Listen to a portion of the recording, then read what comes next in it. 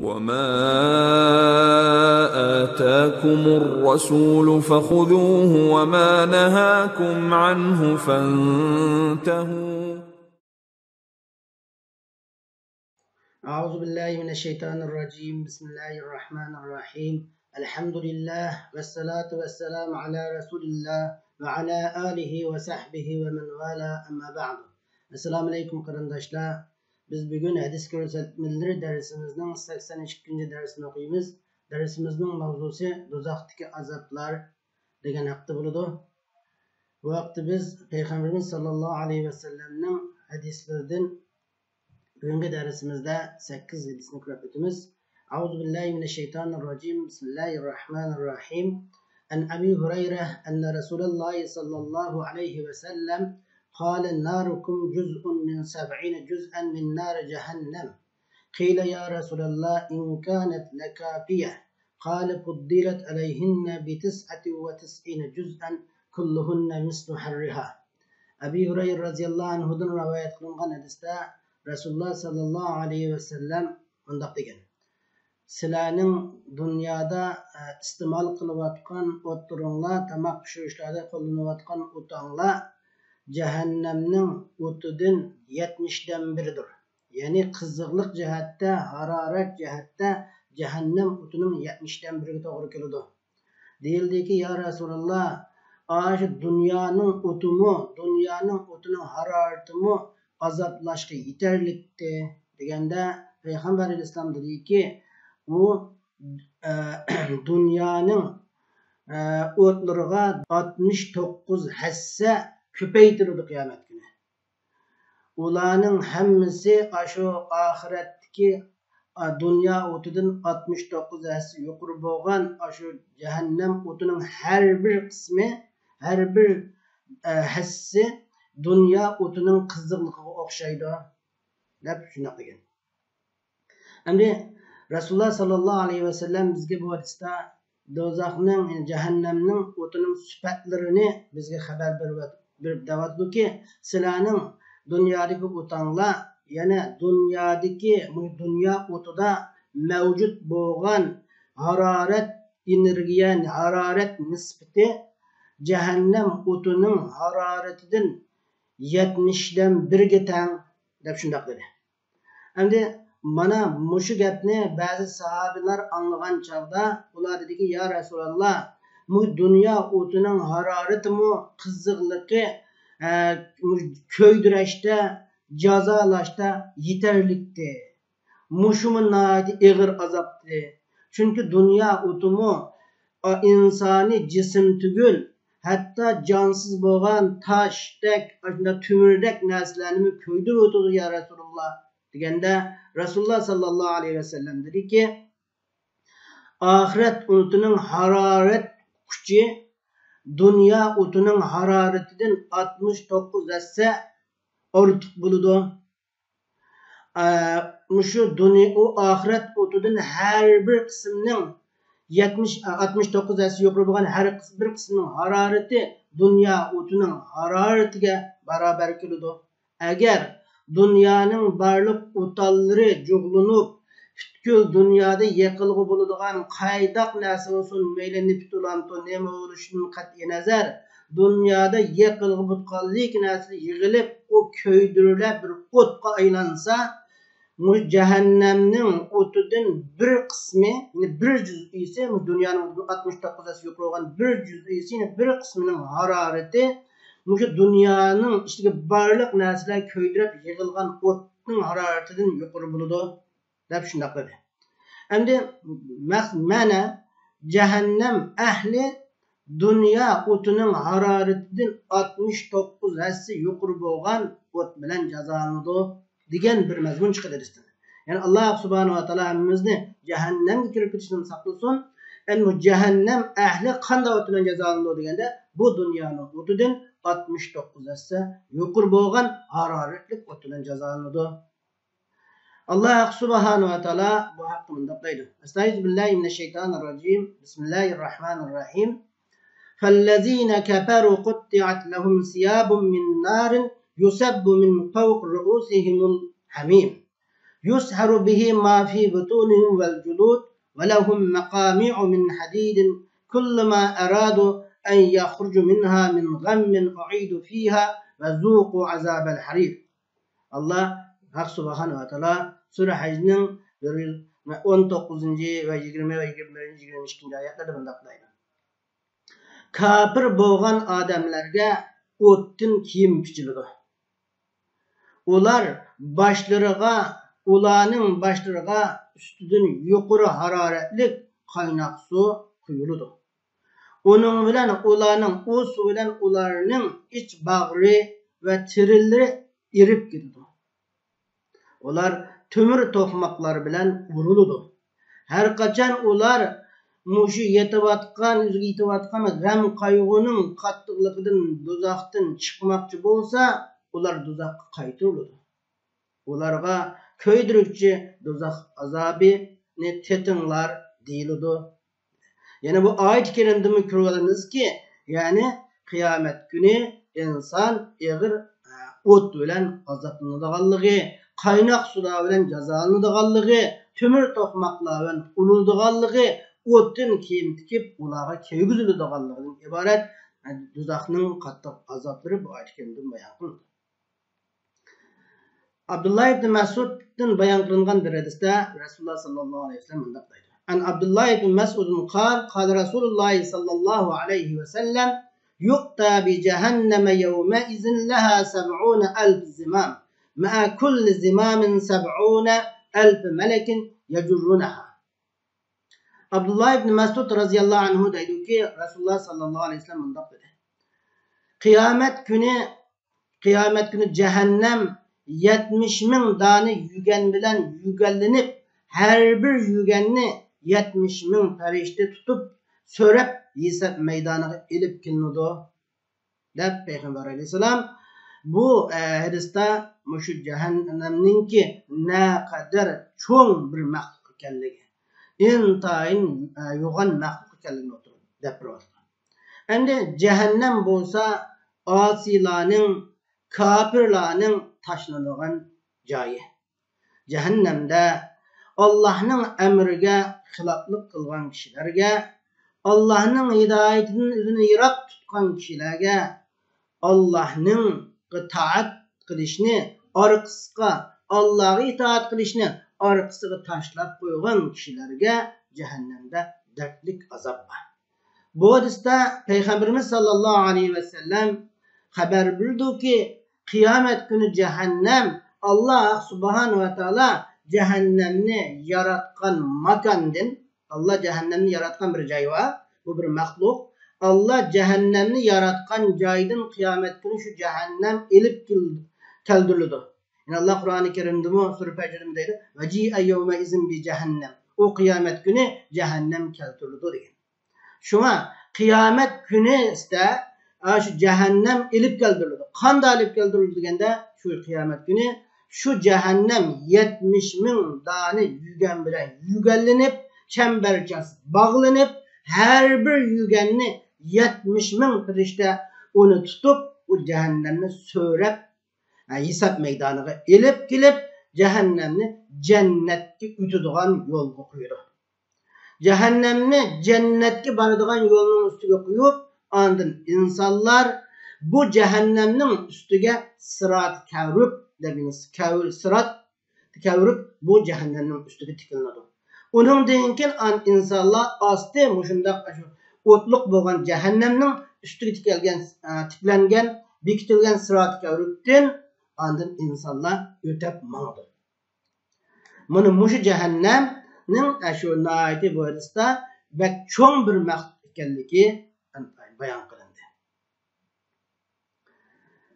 An Abi Hureyre قال كنا مع رسول الله صلى الله عليه وسلم إذ سمع وجبة فقال النبي صلى الله عليه وسلم تدرون ما هذا؟ قال قلنا الله ورسوله أعلم. قال هذا حجر رمي به في النار منذ 70 خريفا فهو يحوي في النار الآن hatta intaha ila qabriha. Abi Hureyre radıyallahu anhu'dan rivayet kılınan hadiste Abi Hureyre radıyallahu anhu mundaq degan deydi ki biz Resulullah sallallahu aleyhi ve sellem bilen birge edik. Uştun tut Resulullah bir avazını anladı. Yani bir nesinin üstünden katta düşkenlik avazını anladı da Peygamber Aleyhisselam bu avazın nime avaz ikenligini bilemsizler degende sahabe ikramlar. Ebu Hureyre deydi ki sahabe ikramlar biz dedik. Yani Allah'ın elçisi bunu abdan bildi desek Resulullah deydi ki mana bu avaz 70 yıl ilgiri dozakka taşlangan bir taş bu. Yani bu avaz 70 yıl ilgiri dozakka taşlangan bir taştan çıkan avaz bu. Bu taş izcil hemişe dozakka düşü davamlaşkan bulup buna hazır bu üzüm tigi yitip bade buna hazır cehennemde tigi yitip bağan çağda çıkan avaz bu. Dep Peygamber Aleyhisselam şuna degan. Yani kırvaldık ki edistin cehennemnin ne kadar çoğunkur ekanligi. Bir taş taşınıp 70 yılda anın onun tigi yitip bağan oyna çoğunkur bir cay ekanligini bu hadisini kırap duruptu. Hem de hadiste Peygamberimiz Ebu Hureyre radıyallahu anhu haber verdi ki o sahabe-i kiramla Resulullah sallallahu aleyhi ve sellem bilen bildi. Tuğanda Resulullah bir avazına yine üstü taraftan az tarafga düşken naiti xuddi bir narsinin yıkılgan avazı okşaş naiti qattiq bir avaz çıkkanda Peygamber aleyhisselam qeşideki sahabe-i kiramlardan şu avazını anlayan sahabelardan bu nima avazlıqını bilemsizler degende Resulullah ular öldür abdan bildi ya Resulullah degende Peygamber aleyhisselam bu 70 yıl ilgili davzakka taşlanan taştan çıkan avaz. Bu taş davamlıq davzakının taşlangandan biri davzakın tigi qarap mangan buna hazır o yüzden en ahirde çıkı giyip bade degen. Şuna cehennem intayın çoğunkur bir otluk jay.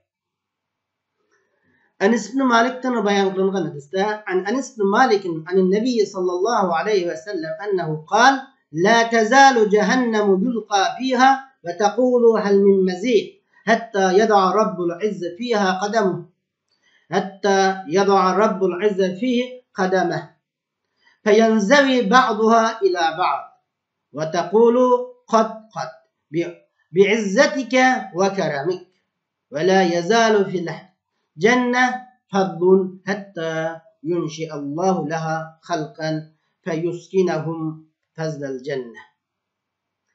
Enes bin Malik'ten bayan kılıngan hadiste Peygamber sallallahu aleyhi ve sellem cehennemge muşu asi kafir boğan adamlar cehennemge hemişe taşınıdı hemişe taşınıdı. Cehennemden nime ahval yüz burada cehennem davamlı ensalı taşlangansın helminmedi. Yeni bağımı mankişidiğallar. Mana taşlandığı yeni bağımı da toşmaydı cehennem. Hatta Allah subhanahu ve teala cehennemde üzerine kademini koyğanğa kadar davamlıkmış gepledip durdu. Allah kademini koyğan çağda cehennemin bäsi toplunudu, yığılıdı. Cehennem deydi ki yetbi ya Rabbi. Senin izzetin, senin kerimin olan kasem ki bana emdi yetti. Men toldum, men toştum ey Rabbim. Dep cehennem şundak deydi. Cennet mu hemişe kengaytırıdı. Cennet ehli kirgensir cennet kengaytırıdı. Hatta Allah subhanahu ve teala hatta şu cennetke bir insanlarını bir türlük insanlarını yaratıp şu cennet için bir türlük insanlarını yaratıp şu insanların cennetinin kengirgen kısmı da olturaklaştırılğanğa kadar cennette izcil kengiş devamlaşıdı. Yani bu oylap bakılı cennetinin ve cehennemin ne kadar çoğunluğu, ne kadar büyük ikenligini tasarruf. Dünya boğan günden tatip Adem Aleyhisselam'ın devrinin tatip ta kıyamet günü bugün barlık insanların kirdiğin cayı bu iş giden ibaret. Yani ya cehennemin kirdi ya ki bula muşu cennete kirdi. Demek hemmeden sığdırdı. Hem cehennem Allah subhanahu ve teala asilanı azaplaş için, kafirlanı azaplaş için teyyarlanan bir makan. Bu cehennem Allah'ın mahlukatlarının en katısı, en çoğu insan. Bunların katarını hesaplanır. Hadiste Peygamber Aleyhisselam deydi ki cehennem davamlı helminmezi. Ma kirdiği adam yeni bağımı dep durur. Kaçan ki cehennemge bir kafir ya bir zalim dümrüz taşlansa cehennem yeni bağımı mındağı. Men onu oturunca yeni bağımı dep durur. Demek endi cehennemden aynı adam taşlanğan sıra yeni ziyade köplep taşlanışını adamın buluşunu talep kılış hikmet bolsa Allah'ın vadisine vafa kılış der. Çünkü Allah subhanahu ve teala cennet ve cehennemin her birisine likulli vahidetin minkuma mil'uha diyor. Sile her birinle lik tuşus da diyor. Şuna davamlık özünün tuluş şimdi lik tuşunu cehennem talep tutturdu. Endi bu şunundan cehennem ziyade buluşunu talep tuttu. Hatta lik toşkan kadar o şunda talep kılıdı. Ama bu tuşaş halet şekillenmeydi.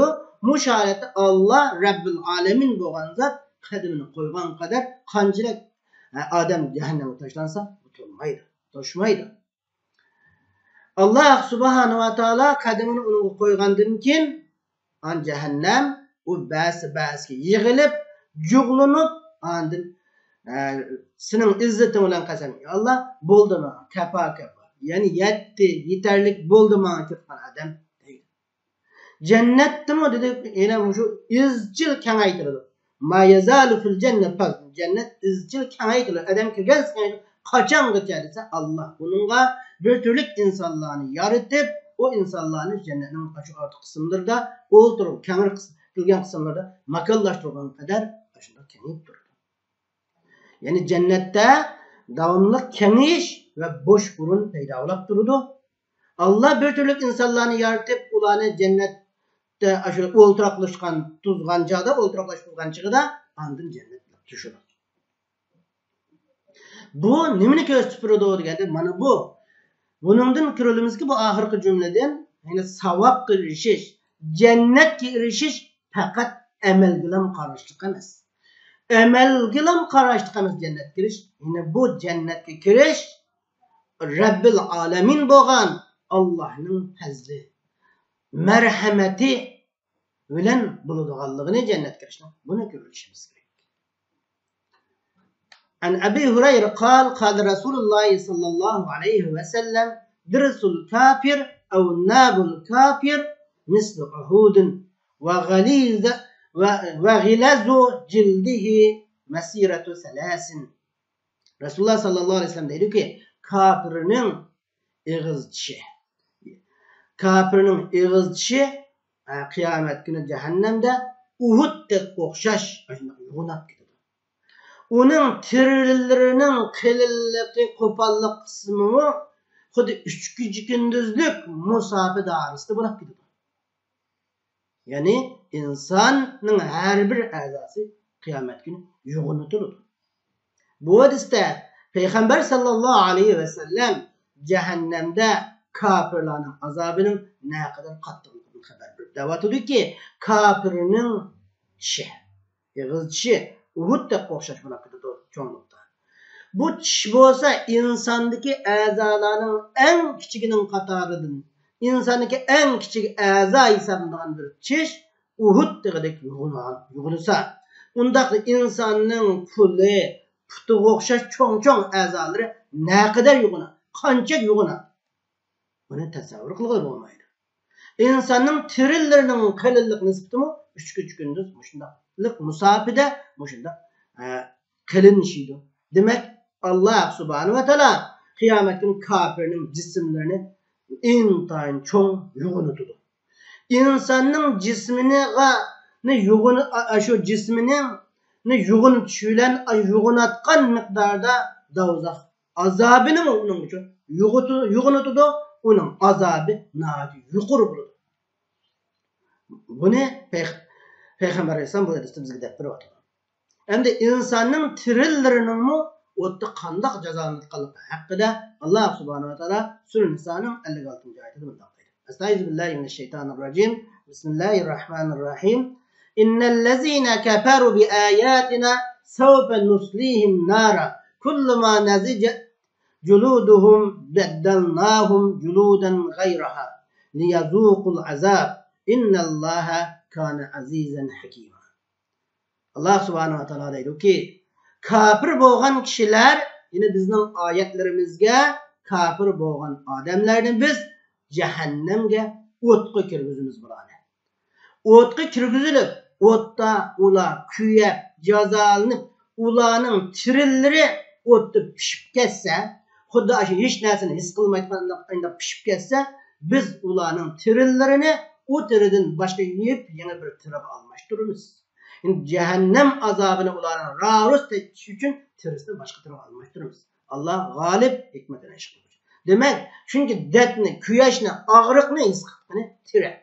Tireleri küyep aynına kakşal aynı gelse Allah yine azaplı ulatısında yep yine tirisini almıştırıp koyuyor. Mana bu kıyamet günü tirelerinin insanının tireleri ottu küyep cezanı aldığını kırıl alayız.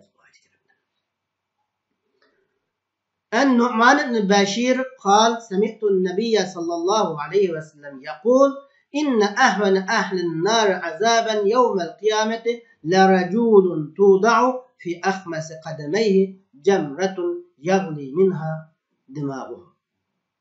Nu'man ibn Bashir radıyallahu anhu'dan bayan qilib bu mundaq deydi. Men Peygamber sallallahu aleyhi ve sellem'nin mundaq deganligini anlagan. Cehennem ahlinin Kıyamet günü cehennem ahlinin en yengil azaplanıdığını elbette bir türlük ki bu adamның putunun put alqınıga yani şu putunun katkıga tapınının katkıga bir çok kuyulup o çoğdun onun minillerimi kaynap ketadigan bir adam deydi. En yengil cezanın kimken putunun katkıga çok ot kuyulap şu otun minilleri kızılıktan hararetten kaynap yatkan derecede cezanın işken. Resulullah sallallahu aleyhi ve sellem bu hadiste cehennem ahlinin azabının ait yengil azabını tutkallarını zikr kılışılan azapta en yengil tutkallarını sözleş arkalık cehennem azabının ne kadar katlı ekanligini bizge gösterdi. Bu cehennemde en yengil azabından adam özünün putunun tapındaki şu katakka tapan put alqınıga bir çok kuyulup çoğunun kızıqlığıdan onun dimağları, minilleri kaynap durgan bir adam ekanligini bizge dep beratıdı. Endi şu derecede en yengil azabını deyildi ki Peygamber Aleyhisselam'ın tağısı Ebu Talib bunu en yengil azabından adamın katarıdın.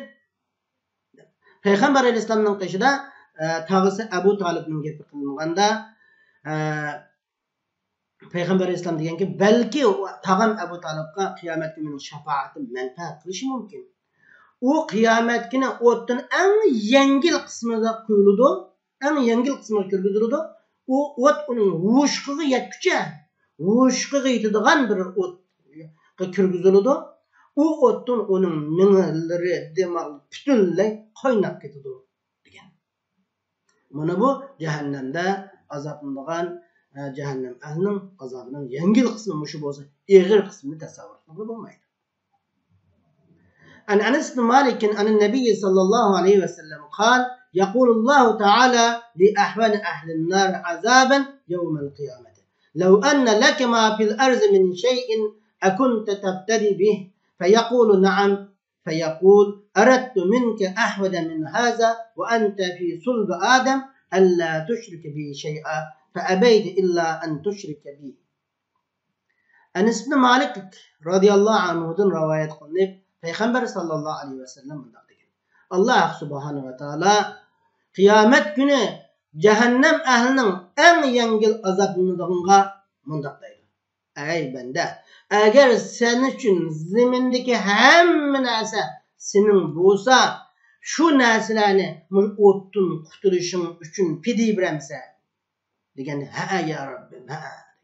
Allah deydi ki men senden bunundan asını, bunundan yengilini maksat kılam.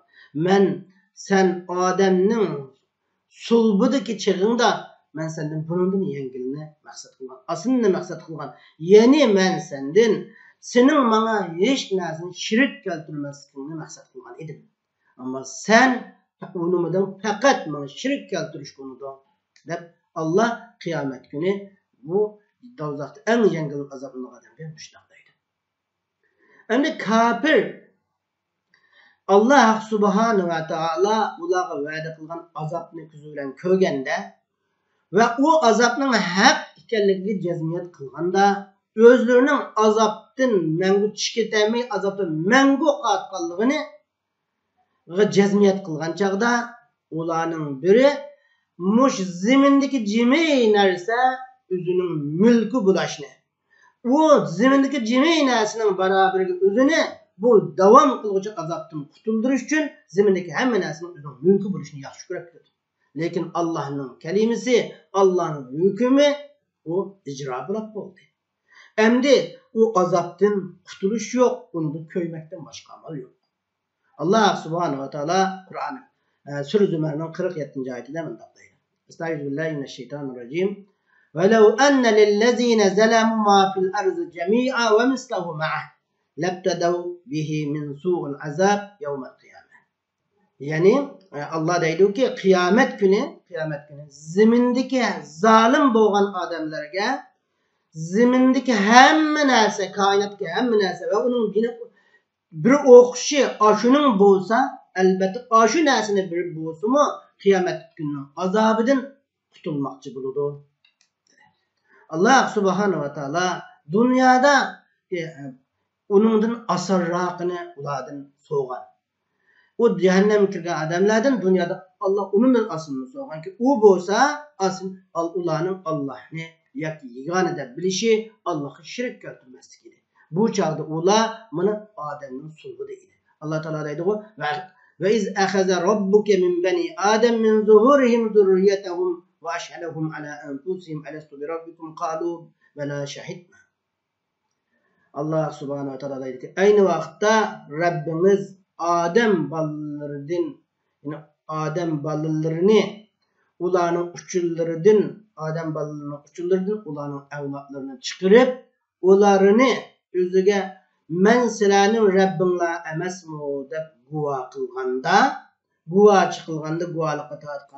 Adem balları albatta anta robbina sen bizning Rabbimiz biz buna shohid bo'ldik guvohlik berdik Rabbimiz deb guvohlik etgan. Lekin bu Adem balısının kafir bo'lganlar bunu bu Çin ahdiga esilmedi. Bunu yepishishga unumidi. Bu va'dani ijro qilishga unumidi. Shuningla u cehennemde muvofiq jazoga uchun mangu qoldirildi.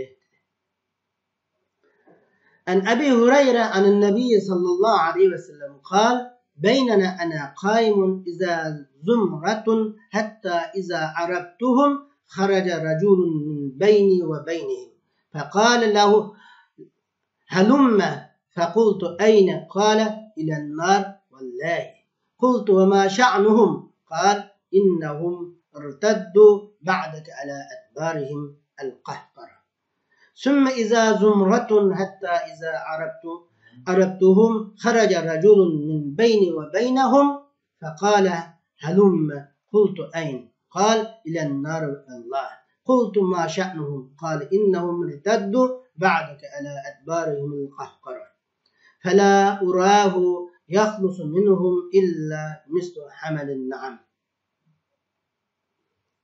Abi Hurayra radhiyallahu anhu'dan rivayet kılınıp Peygamber Aleyhisselam'dan deydi.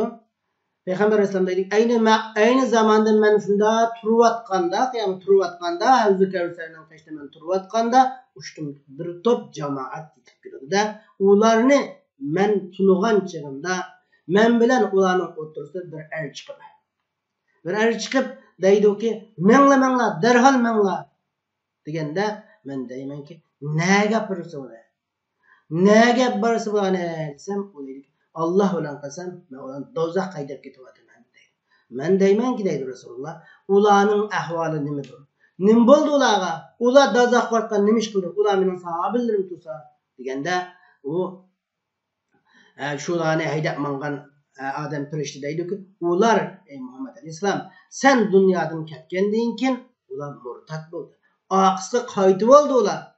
Dindin çekindi, murtat buldu. Ya ki ular, sen dünyadan ketkendiğin kin, senin davrandaki bundak emelini kılmay, ular sahih emelini onuğa, doğru emelini onuğa hata işlerle şoğullandı.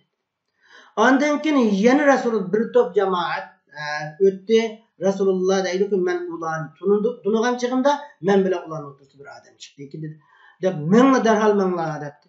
Dedim men ne gapırsan desem Allah ulan sen tuzakka dedi. Men dedim ulagı nem boldu desem ular senden kin. Yani ama şu arqısqa qaytıp Allah dedi. Resulullah deydi ki men uladın bir kişini kutulup kalalay dep oylap kömeyim fakat bir igiçaksız tügü topunun igiçaksız bakısı boğmay kuyap verilgen tügüler topu çek adamlarının onu dazaktım aşı toptik adamlardan kutulup alatqanlığını oylap görmen dedi.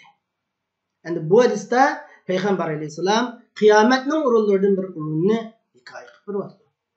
Peygamber Aleyhisselam deydi ki men Rabbim Azze ve Celle bana bəgən Havz-ı Kevser'nin qaytı turvatqan çığımda bir cemaat ötdi. Men ulanın menin ümmetimden ikelligini ulanın sima alamet belgeleri bilen turdum. Andın ularga mukellef kılıngan bir firişte çıkıp geldi. Çıkıp gelip bu firişte hele Müslüman cemaatlerge men tunagan Müslüman cemaatlerge kilinla derhal menla aldıranla dep şundak degende Peygamber Aleyhisselam deydi ki men dedim deydi Resulullah. Ulanı nege pirse ula menin ümmetimden ulanı menden yiraklaştırıp nege pirse desem firişte dedi ki Allah bilen kasem men ulanı tuzakka pirmen. Peygamber Aleyhisselam deydi ki men dedim deydi Resulullah. Ulanın şu ulanı sen tuzak apırışın için ula tuzak elip bölüşün ulan nimişlani kıldı. Nimiş ne kıldı ular? Nimiş kona kıldı sen de? Firişte dedi ki ular senden kin üzünün dinden yeni oldu ular. Ular dinden çekinip aldı. Ular kudüs şu özlüdün burun kademler kılgandek mı şirk keltiriş küfürlük işlerle şugullandı. Şunu da uzak kılıp varladı. Ondan kin yeni bir top cemaat gelip geldi. Kimin de birinci top cemaat yoksa.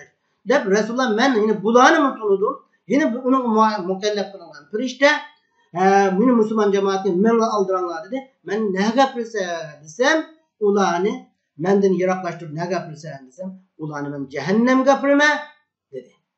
Resulullah dedi ki ulan nimiş kıldı o cehennem gapirle desem firişte dedi ki ular sendenkin dinidin yeni oldu ulan. Dep şundaklı gendeydi. Şimdi Peygamber İslam deydi ki men uladın Hakikatlan bir igiçaksız kuyutilgen tügü topu çek adamның kutulganlığını oylar. Kürmen deydi. Hem de bu igiçaksız kuyutilgan tüge igiçaksı ba, padecisi ba tügü nispeten yokның isabıda. Yok diyerlik. O igiçaksız bakılı da boğan tüge igisi ba tügü nispeten yokның isabına ait. Az yeni uladın ottun kutulduğu kaldırı ne ait. Az sandıkiler buldu.